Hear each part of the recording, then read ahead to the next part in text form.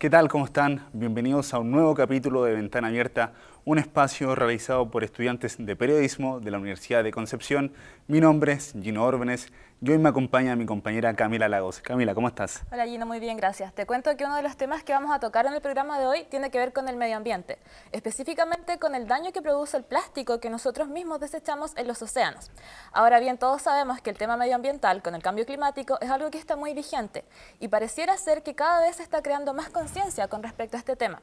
Sin embargo, han surgido nuevos estudios que indican que las generaciones existentes pueden ser las últimas capaces de poder hacer un cambio que realmente impacte el estado del medio ambiente. Esto significa que quizás la generación de conciencia que se está dando no se está produciendo con la rapidez necesaria para poder revertir el impacto que hemos generado en nuestro propio planeta, que por cierto no nos afecta solo a nosotros como especie, sino a todos los seres vivos que comparten la Tierra con nosotros, lo que se evidencia también en la extinción, por ejemplo, de especies tanto de fauna como de flora. Entonces me gustaría quizás dejar invitada a la audiencia a que podamos tomar más conciencia respecto a este tema y no solo decir como, ya, yo sé que está ocurriendo algo con el medio ambiente, quizás debería hacer algo, sino llegar y hacer ese cambio, tomar esas acciones, quizás dejar de consumir tanto plástico, cambiar nuestros hábitos. Yo sé que es igual, a algunas personas les puede sonar como una tarea muy grande quizás cambiar sus hábitos, pero hay distintas opciones que lo van haciendo cada vez más fácil, como vamos a ver más adelante. Bueno, aparte de esa importante arista medioambiental que mencionó mi compañera, abordaremos la historia de Barry Cruces, un deportista de San Pedro de la Paz que se está preparando arduamente para disputar el Ironman de Pucón en enero del próximo año. Por otra parte, también daremos a conocer el importante desarrollo del ecoturismo y el turismo de negocios en Concepción y además hablaremos sobre el incipiente auge que está teniendo el stand-up comedy en la zona. Así es, también los que están viéndonos en la casa pueden participar en nuestro programa dirigiéndose a la cuenta de Twitter Periodismo UDEC y contestando la encuesta ¿Separas tus residuos? Además pueden comentar utilizando el hashtag Separa tus desechos. Bueno, y justamente recién lo adelantaba, nos encontramos con Fergie Varela, que está en Bar Ligüen, en el centro de Concepción, quien nos contará más detalles acerca de la relevancia que ha tomado en los últimos meses el stand-up comedy, porque ha surgido como una nueva alternativa de entretención para los penquistas. Adelante, Fergie. Sí, nos encontramos aquí en el Resto Bar Ligüen, donde hoy se vivirán distintas rutinas de stand-up comedy. La comedia en vivo comenzó precariamente hace 10 años en Concepción, pero fue recién, este 2018, que empezaron a surgir humoristas en diferentes bares. Pablo Venegas es el dueño, administrador y productor que apostó por esta entretención que desde octubre tuvo una reacción positiva del público a los eventos que él traía. La gente se siente sorprendida al ver un local que es netamente de comedia, pero aún así le gusta a las personas porque se salen a desestresar, disfrutan, es una apuesta totalmente distinta a lo que se está dando en Concepción. El pub donde nos encontramos abrió sus puertas en diciembre de 2017 y fue en enero del presente año donde empezó con shows de stand-up comedy. Al momento de hacer Ligüen, de hecho hoy día cumplimos un año, al momento de hacer Ligüen siempre estuvo rotando la idea de hacer algo distinto, por diferenciarse de todos los bares de Concepción. Entonces, donde había esa escapada y ese punto donde nadie había visto era la comedia. A mí siempre me gustó este tema y empezamos poco a poco a hacer open mic, que son micrófonos abiertos, para gente que de aquí de la zona se empezara a mostrar su talento y a mostrar rutina. Una de las manifestaciones artísticas que surgió es Conce Comedia, colectivo de humoristas que se apoyan entre sí y que llevan poco tiempo en el stand-up comedy. Los humoristas Luis López y Bicho Fernández crearon esta agrupación con la finalidad de formar un grupo de humoristas novatos en la línea de la confianza, calidad y respeto entre todos. Yo creo que la comedia en Concepción ha tenido la oportunidad el año 2018 de abrirse un espacio importante, a diferencia de lo que había pasado antes, que eran 3 o 4 personas. Y esto principalmente por el hecho de que la creatividad en algún momento explotó y salió a los escenarios. Algunos bares se atrevieron, por ejemplo Bar Ligüen se atrevió a ser el primer bar comedy de la región. Esto da la posibilidad de que nuevos artistas semana a semana se vayan sumando a proyectos como el Comedy Jam de los días martes acá en Ligüen o Conce Comedia de los días miércoles. El potencial que yo le veo en realidad es gigante. Gigante, ¿por qué? Porque es una escena que están haciendo acá en Concepción y tener un espacio, tener días continuos, que son todos los miércoles a las 21 horas, es algo que va a ir generando constancia y a través de la constancia generan los buenos trabajos. A través de la constancia salen los buenos resultados y es un trabajo arduo, pero que tiene un potencial y una proyección gigante. Uno de los shows fue realizado por Camila Albarrán, que con una rutina de 15 minutos logró sacar diversas carcajadas al público asistente. Bueno, lo primero que yo quería hacer era ir hacia un humor que no fuera tan obvio o que tratara temas más hacia como el feminismo y eso. Principalmente este es mi primer show, así que tuve una súper buena recepción y invitar a todas las chicas que quieran participar. Como hemos visto, el stand-up comedy es una plataforma de humor que se está consolidando en los espacios de entretenimiento penquista. Esperemos que permanezca para quedarse y sea aceptado por la comunidad local. Adelante, estudio. Bueno, y veíamos lo interesante que es el stand-up comedy como una nueva propuesta de panorama acá en la ciudad de Concepción. Ahora, cambiando radicalmente de tema, me acompaña Carlos Fuentes. Hola Carlos, ¿cómo estás?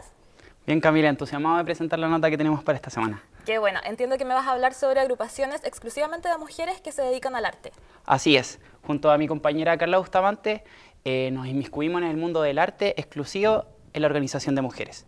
Esto surge luego de el auge que tuvo el movimiento feminista durante este año contra los protocolos de acoso sexual en las universidades, el movimiento Ni Una Menos y el aborto legal en el territorio nacional y durante todo el territorio latinoamericano. Es por eso que quisimos averiguar qué está pasando en el arte y el feminismo.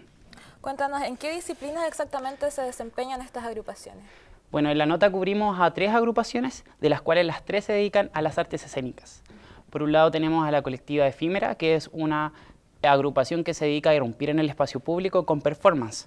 Por otro lado tenemos a Brava, que es una agrupación que busca potenciar la música femenina en la región y a nivel nacional. Y por último es Urdiendo Memoria, una agrupación de mujeres ya mayores, exprisioneras políticas que a través del arte evidencian la violencia política y sexual que vivieron durante la dictadura militar. Ahora me imagino que al ser agrupaciones exclusivamente de mujeres tienen que enfrentar dificultades que quizás otros grupos que son mixtos o solo de hombres no tienen que enfrentar. Bueno, así es, a lo largo de la historia se ha censurado la organización entre mujeres. No recordamos la Casa de Brujas, una práctica de la Inquisición que, producto del cristianismo, se quemó y se asesinó a muchas mujeres por solo agruparse entre ellas. Entonces, son agrupaciones que son bastante incipientes y que hoy día, producto del feminismo, la podemos ver en la práctica. Cuéntanos quizás un poco más sobre el trabajo que hacen en performance. ¿Estas agrupaciones hacen como en la vía pública quizás? ¿O? Sí, son agrupaciones que están que irrumpen en el espacio público, todas son de Concepción y bueno, Urdiendo Memoria está preparando una obra que la vamos a presentar, que van a hablar de ella en la nota. Entonces me gustaría invitarles a toda la gente y en especial a las mujeres que vean esta nota y que vean la relación entre arte y feminismo. El 2018 estuvo marcado por el movimiento feminista, luego de que gran parte de las universidades públicas del país se movilizaran para conseguir protocolos contra los abusos y acosos sexuales dentro de los espacios educativos. Es en este contexto de movilizaciones donde surge la colectiva Efímera, conformada por mujeres estudiantes de la Escuela de Artes de la Universidad de Concepción, quienes, mediante la performance y las intervenciones artísticas en el espacio público, buscan hacer de la danza y el teatro una instancia de denuncia. En este contexto político de lucha contra el patriarcado, de lucha contra el capitalismo, el arte te permite ocuparlo como una herramienta, pues como desde este lugar yo doy la pelea. Como es de conocimiento público, la ciudad de Concepción destaca en la música. A raíz de esto surge Brava, proyecto que busca potenciar a las mujeres en la escena musical penquista y que está compuesto por al menos 4 músicas. Una de ellas es Anita Ochoa, conocida como Análoga, quien nos contó acerca de la manera de trabajar que tienen. Dos objetivos. El primero es visibilizar la música creada por mujeres y la segunda es profesionalizar la escena femenina, que muchas veces se ha visto como súper carente de recursos y de como de aspectos técnicos, educativos para las mujeres. Entonces tratamos de durante el año igual ir gestionando eventos, de publicitar sus eventos, de llamar a la gente a que conozca la música femenina. Otra agrupación exclusiva de mujeres es Urdiendo Memorias, grupo de exprisioneras políticas de la región que luchan por visibilizar la violencia política y sexual que sufrieron en la dictadura militar de nuestro país. Todo de que nosotras hayamos empezado a hacerlo desde ahí, te fijas, desde el arte, nos ha ayudado mucho, porque tú vas elaborando y vas creando.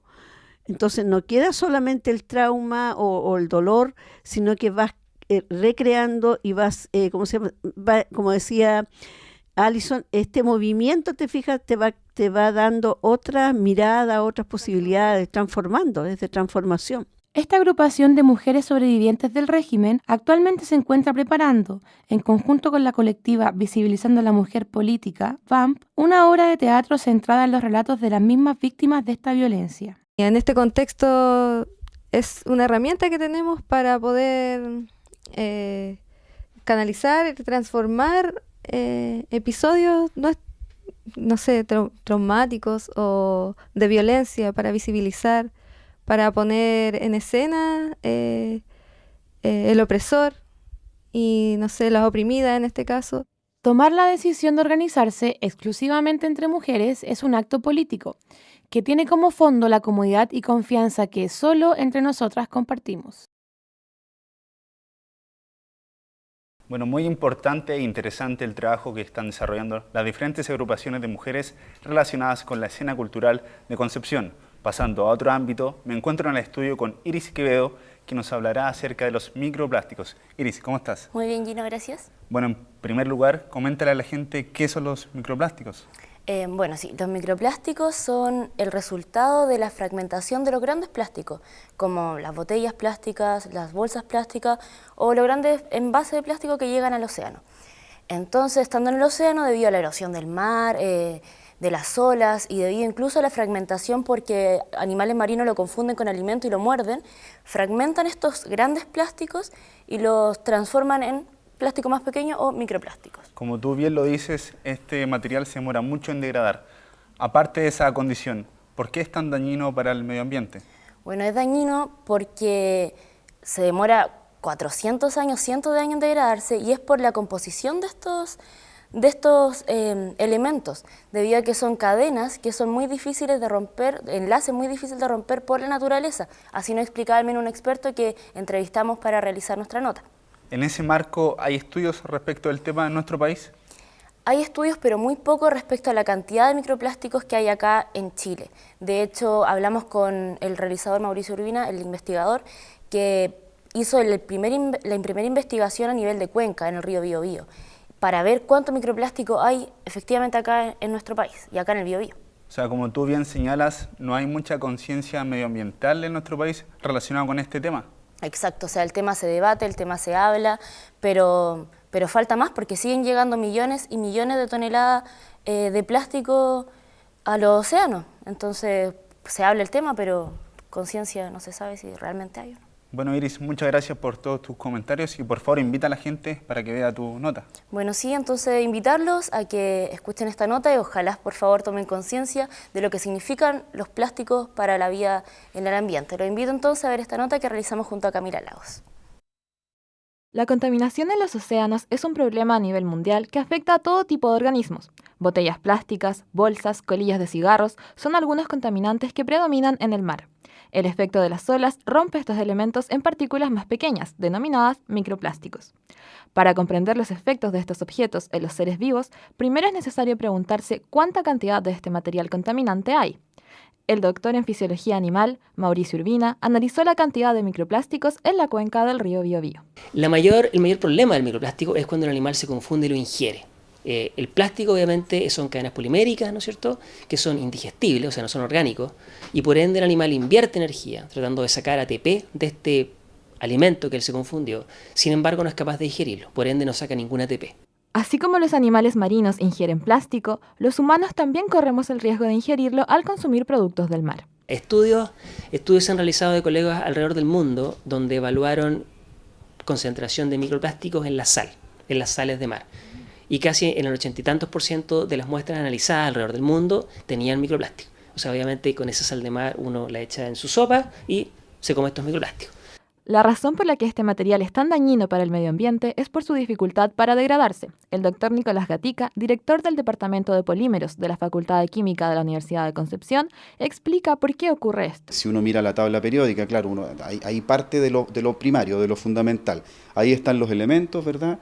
Y entonces en un proceso de polimerización se generan muchos enlaces entre los átomos. La naturaleza puede romper esos enlaces, pero de manera muy lenta, la naturaleza no tiene la capacidad de romper los enlaces que se forman entre los átomos.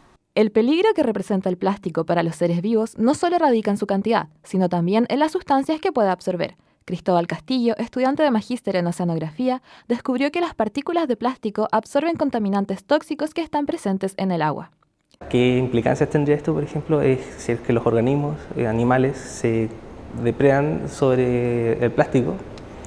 ¿Podría significar un traspaso de estos contaminantes hacia su musculatura o hacia su sistema? El plástico no solo daña los ecosistemas, sino que está en todas partes, se convierte en microplástico y puede incluso llegar hasta nuestros platos. La única forma de remediar este problema es cambiando nuestros hábitos. Va más allá de botar la basura a los recipientes correspondientes o de reciclar, sino que depende de nuestras decisiones, como evitar el consumo de cualquier producto envasado en plástico o que involucre su uso. Bueno, tal como les comentaba al principio del programa, en la nota anterior pudimos conocer los efectos que tiene el plástico en el océano. Ahora, cambiando radicalmente a otro tema, me acompaña en el estudio Sebastián Rocha. Hola Sebastián, ¿cómo estás? Muy bien, ¿y tú, Cami? Sebastián nos va a comentar sobre el triatlón que se va a realizar en Pucón. Así es, la siguiente nota que vamos a mostrar se trata de Barry Cruces, un deportista de 36 años, de alto rendimiento, quien se está preparando para competir en un triatlón, uno de los más destacados del país. Y esta es su segunda experiencia, ya que él ya corrió uno, que fue el de Coquimbo, lo logró terminar, y ahora va por la prueba, ya el desafío mayor, que es el triatlón de Pucón. Entiendo que esta competencia se llama Ironman, ¿no es así? Sí, el Ironman de Pucón. Cuéntanos, ¿en qué consiste exactamente? Bueno, el Ironman de Pucón consiste en una competencia donde se llevan a cabo 3 disciplinas, que es natación, ciclismo y trote. En natación corresponden a 1900 metros, en ciclismo son 90 kilómetros y en trote son 21 kilómetros. Se destaca principalmente el trote porque al hacerse por la península de Pucón hay que lidiar con una pendiente donde se debe subir y bajar. Y es donde generalmente varios competidores empiezan a notar el desgaste de la competencia. Cuéntanos la preparación física, me imagino, no solo física, también psicológica quizás, que se requiere para participar en esta actividad. Sí, la preparación física y tanto psicológica es muy compleja, dado que hay que tener una rutina y un entrenamiento constante. Prepararte psicológicamente para correr 21 kilómetros, para nadar 1900 metros, es algo que tienes que llevarlo a cabo con el tiempo. En tanto, también necesitas prepararte físicamente con preparadores físicos, entrenamiento rutinario y prepararte también en temas de alimentación. Tienes que comer lo necesario para que te aporte carbohidratos, te aporte energía, poder llenar el tanque y darlo todo. Entiendo que me contaste, este deportista, Barry, ya participó en otro triatlón. ¿Tú crees que esto le trae alguna ventaja a la hora de prepararse para el Ironman? Bueno, participar en triatlones es cada vez una experiencia distinta, según mi opinión, dado que nunca vas a saber qué te va a tocar o cómo vas a estar preparado físicamente para afrontar otro. Entonces, el hecho de que haya corrido un triatlón antes, claro, es un punto fuerte para él porque ya conoce a lo que va. Pero esta prueba es diferente. Cuéntanos, me imagino que también hablaron con preparadores físicos quizás sobre lo que conlleva todo este proceso. ¿Podrías hablarme un poco de eso, del apoyo que requiere el deportista? Claro, hablamos con el preparador físico de Barry y él explicó la rutina, la constancia que tiene que tener, prepararse con calentamiento físico, preparar las disciplinas al mismo tiempo. O sea, el Barry en la mañana se levanta, va a nadar, después en la tarde hace ciclismo, después trote, y una rutina, va todos los días haciendo las disciplinas para poder tener el estado que tiene ahora. Bueno. Así que los invito a ver la nota de la preparación de un deportista de alto rendimiento. El domingo 13 de enero del 2019 será la cita para la competencia de triatlón más importante del año en Chile, el Ironman de Pucón. Esta competencia se realiza desde 1987. Cristian Bustos y Bárbara Rivero son los mejores chilenos de la historia, el primero con 5 triunfos, mientras que Rivero ostenta 4 coronas, además de tener el récord de tiempo en damas con 4 horas y 18 minutos. ¿Cómo se prepara un deportista para participar en un desafío de esta envergadura?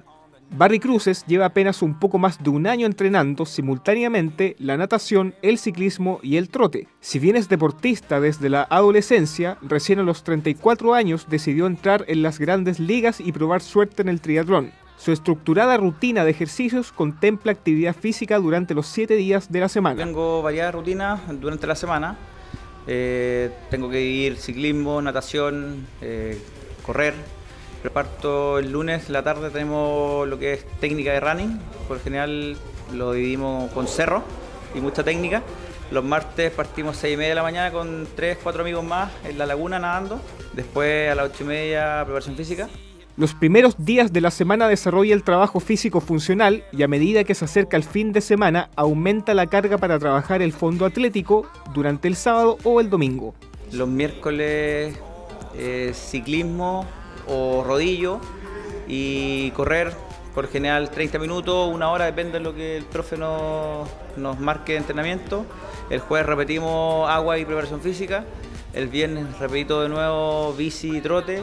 El sábado vienen los entrenamientos más largos, que son por lo general 3 horas de ciclismo y un poco de trote, y el domingo lo mismo.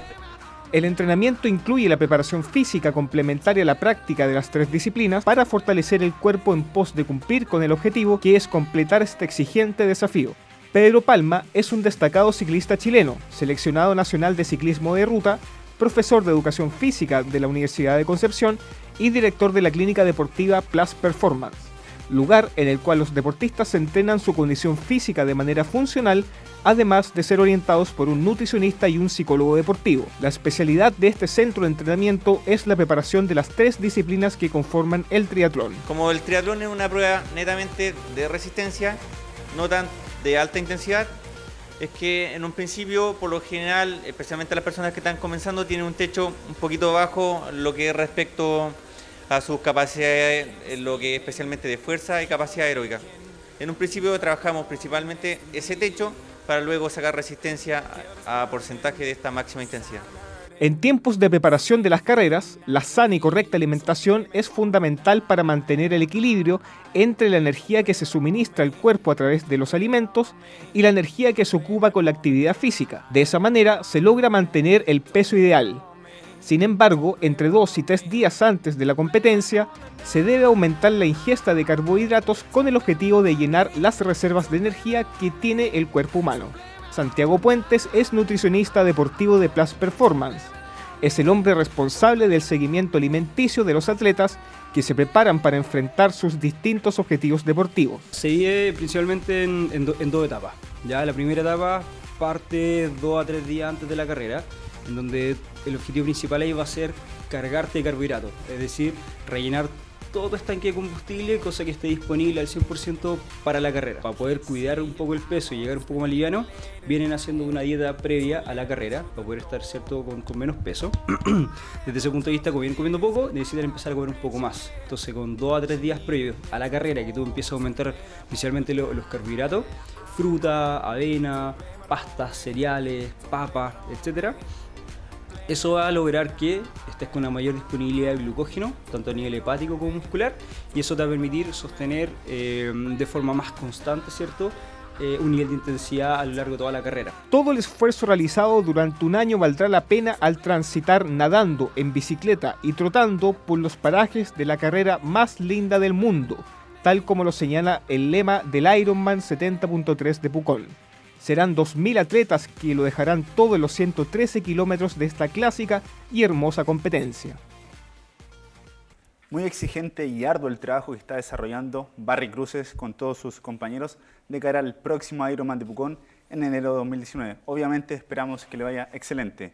Siguiendo la línea deportiva, estamos en el estudio con el licenciado en Ciencias del Deporte, Víctor Garrido. Víctor, muchas gracias por venir. Muchas gracias a usted, Gino, por invitarme. Bueno, en primer lugar, preguntarte acerca de la rutina deportiva que sigue Barry Cruces o en general los deportistas que van a participar de un Ironman. Mira, básicamente hay una progresión en las cargas.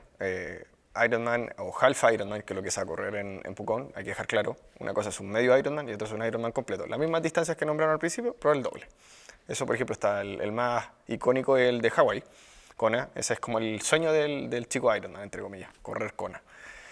Pucón ya es una competencia que viene consolidada, es una excelente propuesta también en el sentido turístico, que es una bonita idea. Esos puntos de convergencia son siempre importantes resaltar cuando empezamos a ver productos de exportación, que vemos que hay competencia y turismo. Entonces le metemos lucas a la región en el sentido de turismo y también generamos un espectáculo con cierta inmediatez comunicacional que sale bastante bonito. En cuanto a los diferentes torneos que tú mencionaste en relación a la preparación de los competidores, ¿cuánto tiempo tienen que prepararse de cara a una competencia tan exigente como esta? Mira, aquí voy a hacer un poquito quizás de hablar de lo que he visto, pero por lo menos creo que alguien que quiere correr un half Ironman, por lo menos debería tener 6 meses de preparación, si nunca ha practicado deporte en ese sentido, por lo menos, estamos hablando así mínimo. Ahora, claro, ahí podemos, como en la universidad, como cuando convalidamos ramos, si venimos de otros deportes como running o otras disciplinas como el ciclismo, ya ahí podemos empezar a decir ya así, como por ahí, y también el grado de experiencia que tenga el sujeto. Cabe resaltar, Barry es un deportista competitivo, age group, no es un deportista de alto rendimiento. Un deportista de alto rendimiento es otra onda, son pagados. Barry es un apasionado que quiere hacer las cosas bien y sé que las está tratando de hacer lo mejor posible, que ha demostrado un buen nivel en este último tiempo y se saca la mugre entrenando. En ese sentido, ¿qué rol juega la alimentación en torno a la preparación de estos deportistas que tú mencionas? Mira, en el fondo, la energía hay que sacarla de algún lado, y la sacamos de la comida. Entonces, en ese sentido, el balance energético que consigamos, sobre todo con ciertos periodos de alta intensidad, alternando 3 disciplinas, ciclismo, natación, running, es importante. O sea, la nutrición es clave. Generalmente una persona común y corriente consume diariamente 2.000, 2.500 calorías. En el caso de un competidor, ¿cuántas calorías consume regularmente? Sobre 3.500 en algunos momentos. O sea, es harto el gasto. Claro, indirectamente se calcula y hay formas de sacarla, pero eso es lo que más o menos se establece, 3.500 para arriba. Y obviamente va directamente relacionado con el ejercicio que realiza diariamente. Por supuesto, y al hablar de resistencia aeróbica, larga duración, porque en el fondo una prueba de ultra resistencia, un Ironman, un half Ironman, la carga de carbohidratos es sumamente importante. Hay que diferenciar lo que es un poco la ciencia a lo que son las tendencias, que a veces se tiende a confundir. Entonces, por ejemplo, aparece el método GRES y te empiezan a hablar en los matinales y te llenan y te bombardean de información, que al final termina siendo, oye, esto no tiene respaldo. Sí, puede tener respaldo desde un punto de vista cetogénico y sí, ahí empezamos a hablar ya un poquito más de... Pero la verdad, por ejemplo, es impensado suprimir carbohidratos en un deportista de resistencia, o sea, por ningún motivo. Claro, en ese contexto, ¿tú no le recomiendas a la gente común y corriente que no está muy inserta en el mundo del deporte prepararse en un periodo corto de plazo para participar en una competencia tan exigente? Por ningún tipo, o sea, tanto por lo que hablamos de balance energético, también por temas de salud, tanto metabólico y tanto salud articular, que hay que hacer la diferencia. Entonces, por ejemplo, cuando hablamos del gordito feliz, sí, hasta cierto punto, porque si ponemos al gordito feliz, no quiero ser despectivo en el fondo, pero si pongo una persona sobrepeso a hacer esa distancia, no es saludable articularmente, ¿ok? Entonces, hay que diferenciar lo que es la salud de la pasión, son cosas diferentes. En ese marco, ¿tú le recomendarías primero fortalecer la musculatura y de ahí en más realizar una rutina física? Lo primero es tener una condición física de base, ¿ok? Hay gente que corre con sobrepeso, sí, pero está preparada articularmente hasta cierto punto. Entonces, primero tener una condición física de base, ir con abordar distancias más cortas, como sería un sprint, que son 750, 20 de ciclismo, y eran 5 de trote. Después pasamos a un olímpico, que es el doble, y ya pasamos a un half, que es una distancia un poquito más larga. Y entre medio tenemos los cuartos de Ironman, que es como un híbrido ahí entre el olímpico y el otro. Respecto a otra arista, y para que también la gente sepa, ¿cuál es la diferencia entre actividad física y ejercicio? Y deporte, que podríamos agregar una tercera. Por supuesto. Que mira, pasa lo que actividad física, voy al parque, hago calistenia porque sí, porque es entretenido, porque lo paso bien. Cuando el ejercicio es llevar a la actividad física, a ese movimiento, a ese gasto energético sobre el estado basal, digamos, y darle una connotación. Y esa connotación, ese objetivo que le estamos dando, puede ser tanto de salud como puede ser rendimiento. Entonces, el ejercicio puede responder a diferentes objetivos, salud o en el fondo rendimiento. En ese sentido hay un cierto desconocimiento en cuanto a esos conceptos que tú mencionas. Claro, y me faltó el deporte, menos mal que... deporte, por ejemplo, agarramos la actividad física y le damos regla y competencia.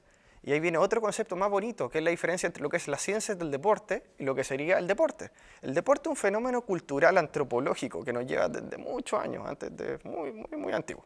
Entonces, de alguna manera el ser humano somos cazadores-recolectores, como dicen algunos entendidos, reprimidos, porque decidimos ponernos corbatas, decidimos hacer programas de televisión, embotellar agua y venderla, diferentes tipos de cosas, actividades, hábitos y costumbres, y de alguna manera está en nosotros, está en nuestra esencia el querer movernos.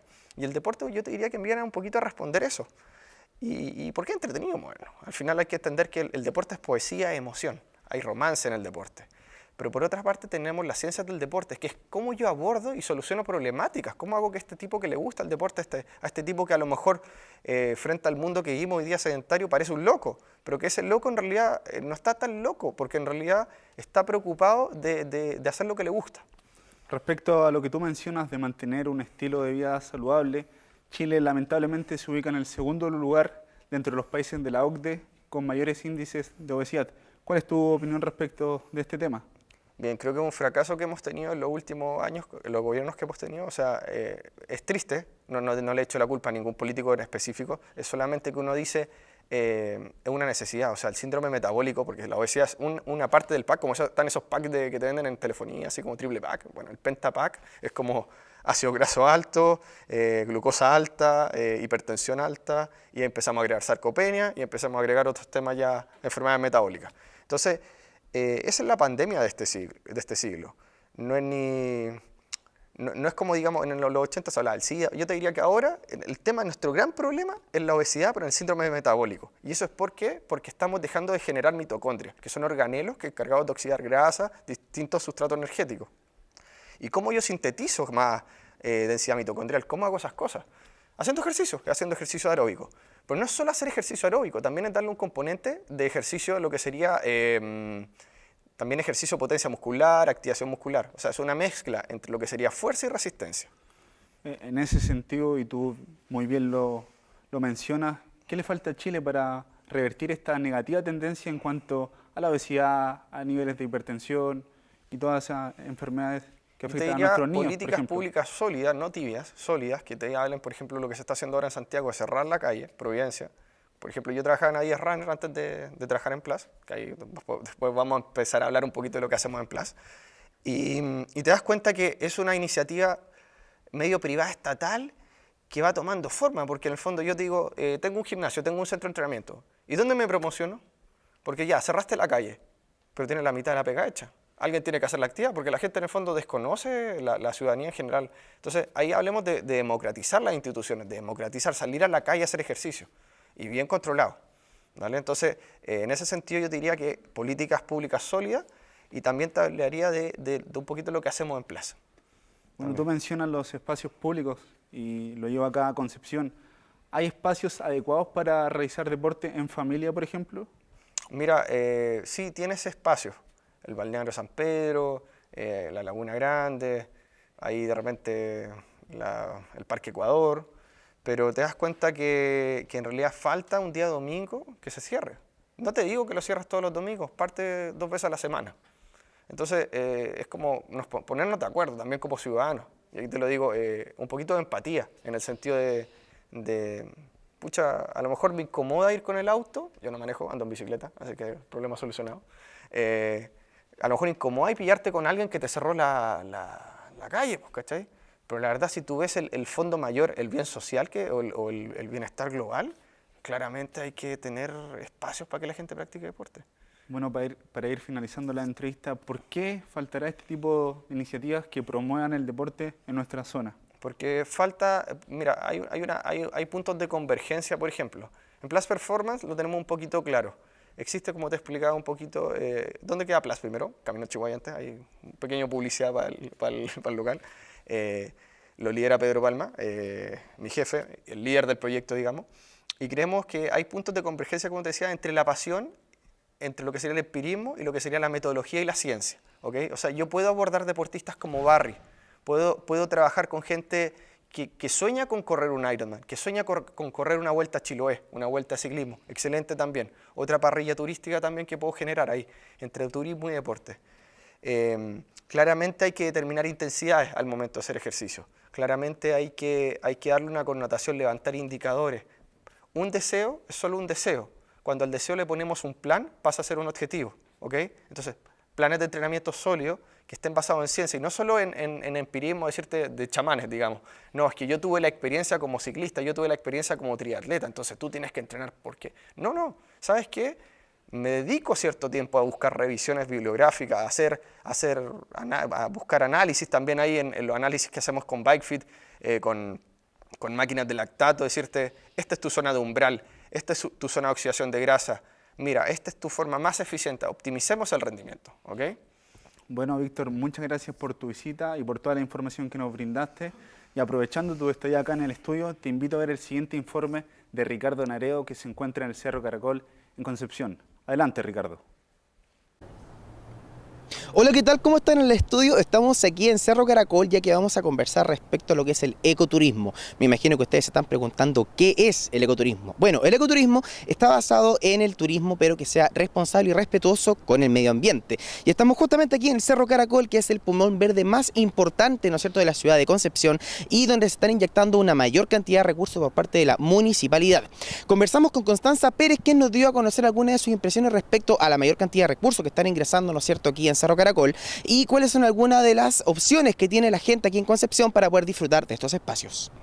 El turismo sustentable, que es lo que interesa a nosotros mucho, el ecoturismo está creciendo bastante y la gente está tomando un poquito más de conciencia de la importancia del medio ambiente y de este turismo que es amigable con la naturaleza. Así que esperamos, ya el otro año nos dieron más presupuesto para hacer más circuitos, así que la idea es que más gente se beneficie, más gente conozca las lagunas de Concepción, más gente conozca la reserva, conozcan también nuestro vivero y apiario y el Cerro Caracol, que justamente también se le está inyectando más dinero para que quede un parque metropolitano más completo. Bueno, y así como nos comentaba Constanza, aquí el Cerro Caracol está incluido dentro de los ecocircuitos que se hacen aquí en la zona, pero no es la única. Tenemos otras opciones como por ejemplo las 5 lagunas que tenemos en la ciudad de Concepción y otros sectores que también tienen mucha área verde y que además de todo esto son gratuitas para la comunidad. Conversamos con la gente, ¿no es cierto?, que aprovecha estas instancias y nos contaron respecto a lo que piensan sobre este tipo de iniciativas y qué es lo que les gusta, ¿no es cierto?, de poder aprovechar el medio ambiente aquí en la ciudad. Ahora está pegando el boom del tema de educación física, de la actividad física, del tema al aire libre, entonces la gente tiene que empezar a conectarse con la naturaleza. Me parece una instancia súper productiva para todas las personas que quieren empezar a hacer deporte de forma saludable, tener una vida un poco más fitness, un poco más sana. Que el fuerte de Concepción, el parque, el Cerro Caracol, todo es un fuerte, entonces si invierten en un lugar que es concurrido, estaría claro, muy bueno, de verdad. Y quedaría más bonito el parque, porque el parque ya es bonito igual. Sí. Bueno, pero el ecoturismo no es el único desarrollo que existe, ¿no es cierto?, en el tema del turismo aquí en Concepción, sino que también tenemos otro tipo de iniciativas, como por ejemplo el desarrollo del turismo de negocios. Hay que reconocer, ¿no es cierto?, que Concepción es la segunda ciudad más importante del país y además es la capital financiera del sur de Chile. Y es por eso que tenemos una gran cantidad de hoteles en Concepción, más de 1.600 camas disponibles y aparte tenemos otro tipo de proyectos en el tema de hotelería. Por ejemplo, la idea del proyecto de que venga el Hotel Hilton, ¿no es cierto?, a Concepción, y eso también aumentaría la cantidad de camas disponibles para el tema del desarrollo en el tema de negocio y el turismo de negocios. Conversamos con Carolina Godoy, que nos comentó respecto al desarrollo de este tipo de turismo, ¿no es cierto?, aquí en la zona y cuáles son algunas de las iniciativas que podrían existir a futuro dentro de la zona. Bueno, el turismo de negocio o el turismo de reuniones es un área del turismo de negocio que ha tenido un crecimiento súper importante a nivel mundial y por cierto también en nuestro país. Es un área que tiene que ver principalmente con los turistas que vienen atraídos a un destino por reuniones, eventos, congresos o incentivos.